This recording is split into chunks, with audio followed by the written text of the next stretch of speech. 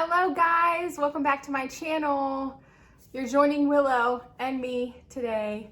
I just wanted to do a little sit down chit chat with everything going on in the world and all the insanity. And I just wanted to kind of catch you guys up with nurse life and what's going on with me and how coronavirus is affecting me job wise and what's happened. So I think I'm going to dig into that a little bit today. So if you're interested in what's going on with my nurse career and what's happened and the lack thereof, then welcome to the shit show.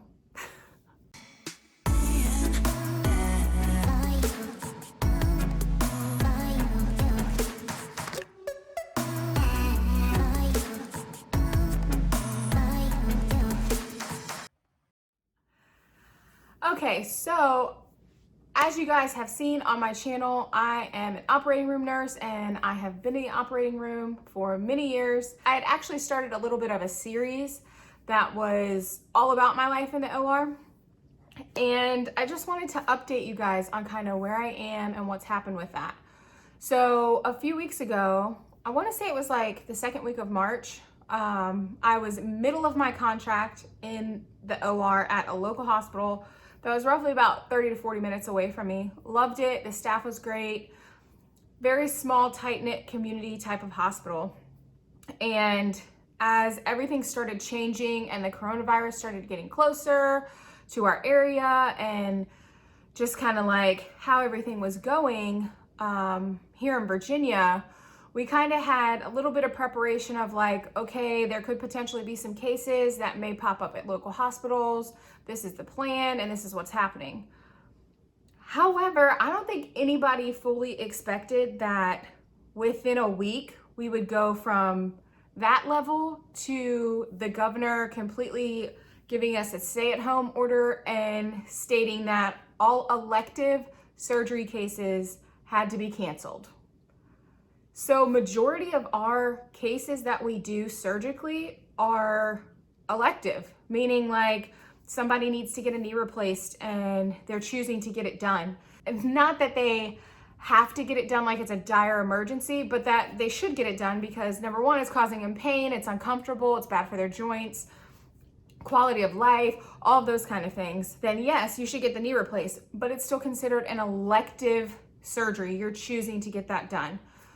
Another example of an elective surgery would be like cosmetic plastics, implants, ENT sort of nose septoplasties, which are like polypectomies, anything that's going on ENT wise. I mean, the list goes on and on and on, but there are a majority of our cases are elective cases. So that was a huge deal for not only our OR, but every OR in the state. Changed everything for a lot of people, including myself. I was told to not come in for the next week because they were dropping down to just emergency cases only. Meaning if someone was in a car accident and had, like a broken femur, or if somebody needed their gallbladder taken out or their appendix taken out, emergent cases only, meaning that they needed to be done within the next 24 hours. So being in a small community hospital, we didn't get a ton of that anyway, like on the regular.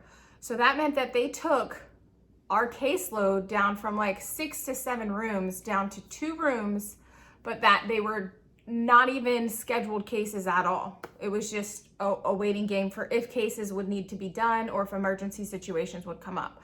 So that is exactly what took place. And as a result, I was told to not come in the next week and that they didn't need me. So I was like, oh gosh, okay. Thanks for letting me know. Reached out to my recruiter and said, hey, they don't need me next week. This is what's going on. Just giving you a heads up. So that week had started. By middle of that week, I got another message that said, hey, because we've gone down to non-elective cases, we are not going to need you for the next additional 2 weeks. So at that point I was like, oh my gosh, okay. And because travel nursing is so contract based, it's it's a different sort of feeling of not having security in your job because you're not staffed at that hospital. If you're staffed at the hospital, you are their employee. So they're going to do everything in their power to make sure that you have your hours and that you're getting paid. When you are a traveler, you're coming in as additional help. So if you're not needed as additional help because there's not a need for extra people, then you're going to be on the chopping block and the first people to be told, hey, we don't need you, sorry. And when that reality started happening, I was like, oh gosh, I don't know which direction this is gonna go. I don't know if they're gonna completely cancel my contract altogether. I just don't know. At the time, I was kind of battling with figuring everything out for myself and navigating and, mental health wise, trying to understand what was going on for me. So added that on top of it, and it was just a lot. It was heavy. And then by the end of the following week, the director had let my company know that they unfortunately had to cancel my contract, which means instead of ending in the middle of April, that my contract was cut about, I want to say 5 to 6 weeks short. After that, I was officially jobless, officially did not have any health insurance, which is a terrible time to not have health insurance. When you're a traveler, you don't have sick leave, you don't have vacation times, you don't have anything that really gives you like that severance pay or something that like is like extra for you. So it's just kind of like the contract's canceled, I'm sorry. And this was the first time that my contract was canceled. And I'm like, this is so crazy. And it's like, as somebody that's working in healthcare, I would think, okay, well, I know our cases may go down or things may change, but I never in a million years thought that we would be in a pandemic in this time where they would cancel all elective surgeries.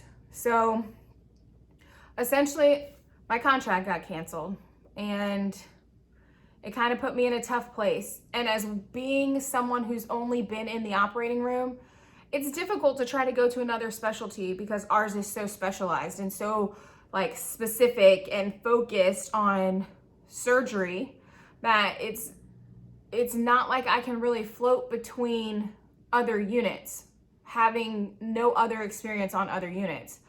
That caused a huge wrench for what was the plan and what was going to happen and where to go from here. So I took some time and then did the best that I could and was like reaching out to a couple of other people, and most of the traveler friends that were in the OR that I know also had their contracts canceled. And it sucks because, you're trying to look for a job at a time when everyone is trying to look for a job. And not necessarily everyone, but thousands and thousands of people. So me and another girl that I know were kind of on Instagram talking about it, and she was just like, what are you doing? Like, what's your plan? My contract got canceled, like, kind of panic mode because you don't really have a sense of direction. And I told her, I was like, I'm gonna just do what I can do, put some feelers out there and just start job hunting and just searching and doing whatever I can. So that's kind of where I'm at right now, is that OR jobs are not hiring like they were before. And most of the people that were even staffed in the OR are being reassigned to other areas where they can help, as far as like assisting move patients and cleaning rooms or helping get patients or checking vitals, doing like very basic things. And they're just trying to make sure that they at least have their hours and can be helping out where there is a huge need, because the ER and the ICU and critical care units are obviously slammed. For me as an OR nurse, right now I'm kind of just put on pause. I don't know if I will be going back to an OR anytime soon. I don't know when they're gonna lift the time that we can even start doing elective cases again. The whole like feeling of uncertainty with it is crazy. It's all just so crazy. So wild. So wild. But I wanted to give you guys an update because I know that I had been doing some series about being in the OR, and if I get a new job or if I get a new contract, I for sure am gonna let you all know.